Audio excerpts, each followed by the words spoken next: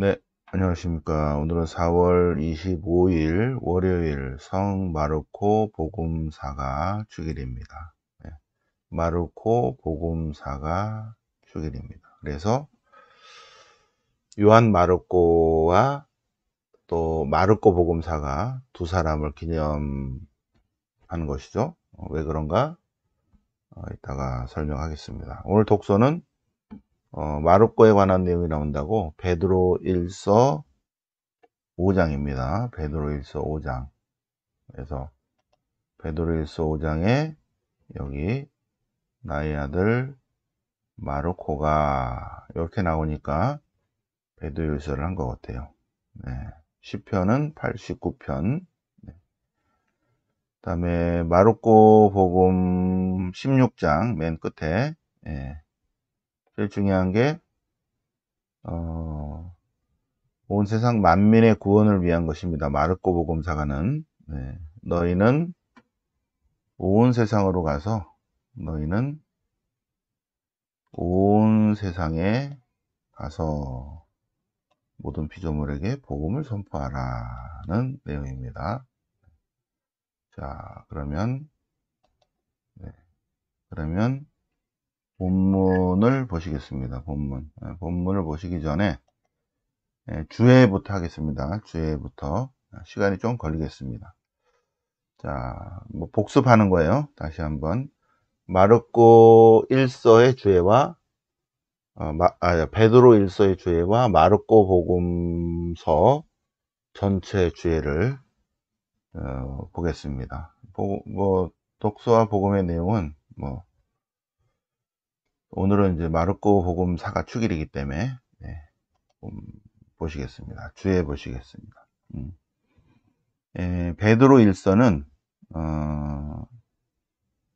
베드로 1서, 베드로가 보낸 첫 번째 편지인데, 베드로의 첫 번째 편지를 보면 편지가 아니죠, 그죠? 서간이라는 느낌이 별로 안 든다. 그럼 베드로 1서는 뭐냐? 서간이라는 느낌이 별로 안 들고, 보니까 회람 서간이다. 돌려보면서 읽는 어떤, 거다.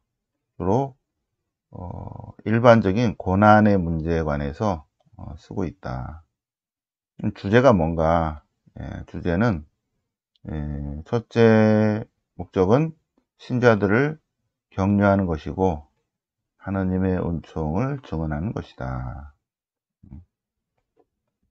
어떻게 살아야 그리스도를 닮을 수 있는지를 밝히는, 그래서 독자들에게 믿음과 희망을 주려고 하고 있다. 베드로 1서는 누구를 위해서 썼는가? 본도와 갈라티아와 갑바도기아와 아시아와 비티니아에 있는 모든 교회들에게, 그래서 이방계 그리스도인들입니다. 여러 교회에 속한 이방계 그리스도인들을 위해 썼다. 이게 베드로서의 배경은 역경이라는데 박해가 있냐? 그런 건 아니다. 그냥 여러 가지 신자 생활에 따르는 여러 가지 일반적인 고난, 일반적인 어려움이다. 또 사회 공동체에서 그리스도인들에 대한 적대감 때문에 받는 어떤 그런 것이다. 그래서 약 70년 정도, 80년 정도일 것이다. 집필연대는 이런저런 상황으로 70년에서 90년 사이일 것이다. 장소가 어디서 썼는가? 아마도 로마일 것이다. 바빌론이라고 하는 거고, 집필 장소를 바빌론이라 했는데 그거는 로마의 별칭이다. 필자 누가 썼냐? 베드로에 쓰는데 베드로가 썼냐? 노노노노 아니다. 이 사람은 쓴 사람은 바오로의 편지보다 훨씬 잘 썼다. 그리고 구약 성경을 항상 70인역을 인용하고 있다. 그리고 자기 본명 시몬을 사용하지 않고 있다. 그래서 결론, 바오로가 안 썼다. 베드로가 안 썼다. 필자는 누군지 알 수 없다. 확실한 거는 절대 베드로가 안 썼다. 베드로 1서의 저자는 누구다? 모른다. 확실한 건 뭐다? 절대 베드로가 안 썼다. 그럼 누구냐? 로마 교회 한 신자일 것이다. 그래서 여러 이방계 그리스도인들을 위해 썼다. 필자가 사용한 사료들은 바오로 계열의 서관하고 통하는 게 있다. 아마 원천이 같을 것이다. 야고보서와 히브리서도 마찬가지로 연결이 되는데 아마 같은 원천을 사용했을 것이다. 공간복음과의 관계도 마찬가지고, 그래서 아마 여러 전승이 로마에서 종합되었을 것이고, 베드로 1서는 누가 썼다? 모른다. 확실한 건 뭐다? 베드로가 안 썼다. 로마의 어떤 그리스도인이 썼다. 누구로 썼다? 이방인이면서 그리스도교로 개종한 사람이 썼다. 언제 썼다? 70년에서 90년경에 썼다. 왜 썼다? 박해는 아니고 여러 가지 신자이기 때문에 오는 어려움을 격려하기 위해서 그래서 썼다. 다른 복음과 연결이 되는데 그거는 아마 원천이 같고 로마의 여러 전승이 종합되었기 때문에 그랬을 것이다. 베드로보다 훨씬 더 그리스어가 뛰어나다. 바오로보다 더 뛰어나다. 문장력이. 그리고 항상 히라버 성경, 그렇죠. 히라버 성경 70인역을 인용하고 있다. 그래서 상당히 교육받은 사람이다. 그 다음에 오늘 4월 25일 0425 마르코 복음사가입니다. 자, 그럼 마르코 복음서를 보겠습니다. 마르코 복음서도 마찬가지로 필자가 누구다? 모른다. 확실한 건 뭐다? 요한 마르코가 아니다. 자, 보실까요? 필자는 원래 복음서를 집필한 사람들은 마테오, 마르코, 루카, 요한은 무슨 복음 이렇게 안 썼다는 거죠. 내 복음서를 집필한 사람들은 자신의 이름들을 밝히지 않고 그냥 작품만 내놓았습니다. 후대 사람들이 이걸 누구라고 나중에 한 거죠. 그래서 히에라폴리스의 파비아스 주교가 마르코가 썼다고 했는데 그거는 나중에 틀렸다. 그래서 어쨌든 여러 가지 쭉 나오는 걸로 보면 결론 저자는 누구다? 모른다. 확실한 건 뭐다? 절대 요한 마르코는 아니다. 요한 마르코라는 인물이 있죠. 요한 마르코. 요한 마르코는 요한 마르코 엄마 집에 사는데 그 집에 예수님이 최후의 만찬이 그 집에서 합니다. 요한 마르코 집에서. 그리고 성모님이 돌아가실 때도 그 집에 가서 돌아가셔요.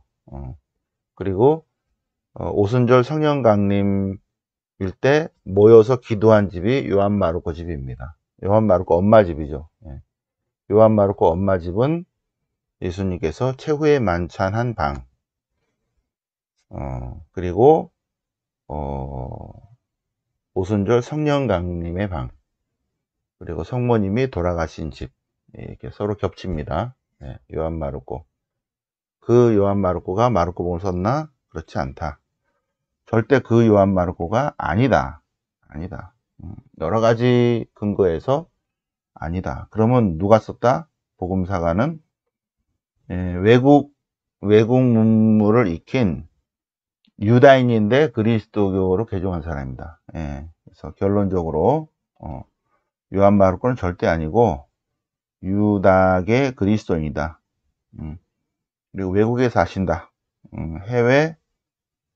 그러니까 해외 문물을 두루두루 익힌 해외 유다계 그리스도인이다.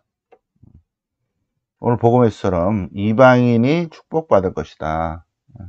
그리고 온 세상을 구원해야 된다. 온 세상을 복음을 전해야 된다. 유다인들보다 오히려 이방인이 축복을 받을 것이다. 이방인이면서, 유다인이면서 그랬어요. 유다인이면서. 네. 자, 독자는 누구다? 독자는 이방인들을 위해 썼어요. 저자는 유다계 그리스도인인데, 독자는 이방인이면서 그리스도교로 개종한 사람. 네. 이방계 그리스도인들. 마우스가 어디 갔어? 이렇게. 이방계 그리스도인들을 상대로 복음을 썼다. 집필 장소는 어디다? 모른다. 이스라엘에서는 안 썼다. 언제 썼다? 모른다. 13장의 해설에 따라 달라진다. 그래서 아마 70년 이전일 것이다. 70년 이전에 복음서를 썼을 것이다. 전승은 여러 가지 전승을 물려받은 사람입니다. 자기가 창작해낸 것이 아니라 초대교회의 전승을 물려받은 것입니다. 두 가지를 물려받는데 예수님의 정체성에 관한 것과 예수님의 구원 사건에 관한 것을 물려받았는데 예수님은 하느님의 아들이시다. 예수님은 그리스도이시다. 다윗의 아들이시다. 예수님은 인자, 사람의 아들이시다. 이러한 두 번째는 예수님의 구원 사건에 대한 전승을 물려받은 사람들이다. 물려받은 것이다. 그분의 죽음과 부활에 관한 전승을 물려받아서 자기가 나름대로 엮었다는 것입니다. 그런데 50년경에 예수 어록이라는 게 썼습니다. 휴문은. 근데 마르코 복음사가는 이 예수님의 어록을 알지 못해요. 알지 못하고 마르코 복음사가는 구전으로 전하는 여러 가지 예수님의 말씀, 예수님의 사화, 예수님의 집성문 이런 것들에서 70년경에 자기 나름대로 예수님에 관해 쓰고 있다는 것입니다. 네. 나머지는 쭉 보시고. 마르코 복음서는 예수님이 하느님의 아들이시고 그리스도이시고 다윗의 아들이시고 인자라는 전승이 하나 있고, 또 예수님은 죽으시고 부활하셨으며 장차 재림하시리라는 전승이 하나 있고, 또 그분의 말씀과 행적에 관한 전승이 있는데 이런 것들을 모아가지고 편집했다. 편집. 편집자다. 편집자. 70년경에 복음서를 편집했다. 네, 그 정도. 그 다음에 구조를 보시면 여기 구조를 보면 갈릴레아 활동기, 예루살렘 상경기, 예루살렘 활동기 요 세 가지가 마테오, 마르코, 루카가 똑같아요. 그래서 구조를 보면 여기 8장 29절로 나오는데 이렇게 됩니다. 마르코 복음서의 구조가 8장 27절로 쭉 이렇게 올라갑니다. 꼭대기가 8장 27절이고 이렇게 내려가는데 이 꼭대기가 마르코 복음 8장 27절이다. 8장 27절이 뭐가 나오는가? 예수님께서 가이사랴 필리피 지방에 가셨을 때 사람들이 나를 누구라고 하더냐? 누구라고 하던데요. 그러면 제자들은 나를 누구라고 하는가? 선생님은 하느님의 아들 그리스도이십니다.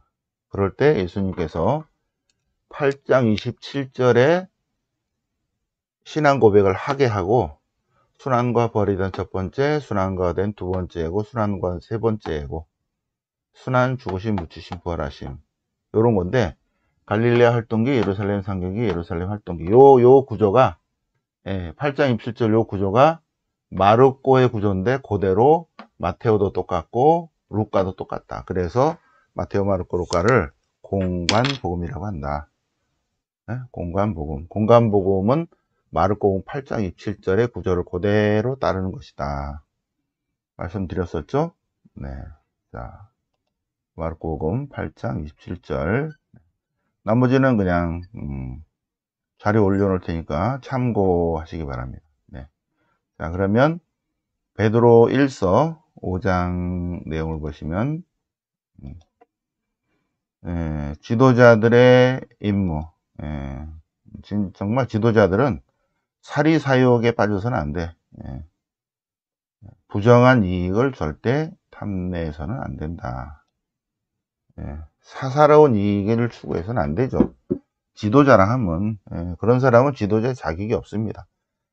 사리사욕, 사사로운 이익을 추구한다. 그런 사람은 정말 지도자의 자격이 없는 사람이에요.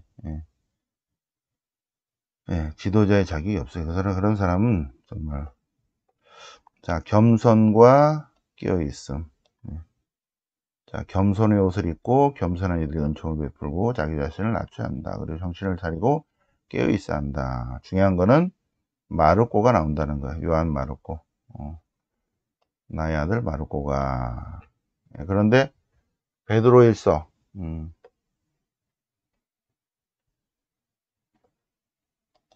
베드로일서는 누가 썼다고요? 베드로가 안 썼다. 누가 썼는지 모른다. 확실한 거는 베드로가 안 썼다. 그는 유다인이면서 그리스도인이다. 이거는 이방인이면서 그리스도로 개종한 사람들을 위해 썼다. 여러 가지 힘들고 어려운데 격려하게 썼다. 이 것입니다. 그 다음에 시편은 시편 89편. 89편. 성경에 있는 시편과 그 다음에 성모일도의 시편 해놨습니다. 그 왕자는 태양처럼 내 앞에 있으리라. 한번 참고하시고요. 오늘 복음은 마르코 복음 사가축일인데 맨 끝에 부활에 관한 내용이고 맨 끝에 이쪽 부분이죠. 사명을 부여하시는 내용입니다. 너희는 온 세상에 가서 모든 피조물들에게 복음을 전하라. 복음을 전하라. 여기서 끝났나요? 여기서부터 여기까지. 여기가 포인트입니다. 마르코 복음 사가는 굉장히 넓은 세계관을 갖고 있죠. 그래서 오히려 유다인들보다 이방인이 더 축복을 받을 것이고 이방인들을 위해서 복음을 전해야 된다 하는 것입니다. 마르코 복음서, 마르코 복음사가, 마르코 복음서는 누가 썼다? 모른다. 확실한 건 요한 마르코는 절대 안 썼다. 누군지 모르지만 유다인이면서 그리스도로 개종한, 그리고 해외에 있는 문물을 잘 익힌 해외 유다계 그리스도인이다. 누구를 위해 썼다? 이방인들을 위해 썼다. 이방인이면서 그리스도교로 개종한 사람을 위해 썼다. 어디서 썼다? 모른다. 이스라엘에서는 안 썼다. 이스라엘 바깥에서 썼다. 언제 썼다? 70년 예루살렘 성전 파괴 사건 전에 썼다. 예수님에 관한 전승을 모아가지고 신조와 전승을 모아가지고 편집했다. 나름대로 예수님에 관해서 이방인들에게 알리기 위해서 이방계 그리스도인의 교육을 위해서 썼다. 예수님은 누구이신가? 그리스도교로 개종했지만 이방인이면서 그리스도를 개종했지만 그들의 교육을 위해서 나름대로 잘 정리했었다. 요 구절을 그대로 마테오복음서와 루카복음이 따라가고 있다. 그래서 세 복음을 공관복음이라고 한다. 공관복음은 마르코복음 8장 27절이 포인트이다. 는 것입니다. 영광이 성부와 성자와 성령께 처음과 같이 이제 항상 영원히 아멘. 성부와 성자와 성령의 이름으로 아멘.